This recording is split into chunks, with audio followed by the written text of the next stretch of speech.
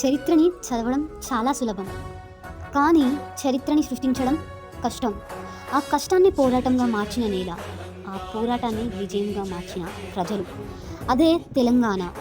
సమ్మక్క సారకల ధైర్యం, కొమరం భీం గర్జన, 1969 విద్యార్థుల ఆక్రోశం, రైతన్న చెమట, యువత ఆశ, ఇవన్నీ కలిసి తెలంగాణ ఆత్మగా మారాయి.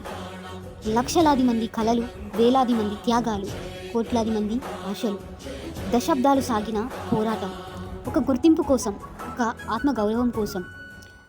ఆ పోరాటం, ఆ త్యాగం, ఆ నమ్మకం చరిత్రని మార్చింది. 2014 జూన్ 2న తెలంగాణ గెలిచిన రోజు. తెలంగాణ అంటే కేవలం ఒక రాష్ట్రం కాదు, ఒక భావన, ఒక గౌరవం, ఒక చరిత్ర, ఒక విజయం. ఈ నేల మన గౌరవం,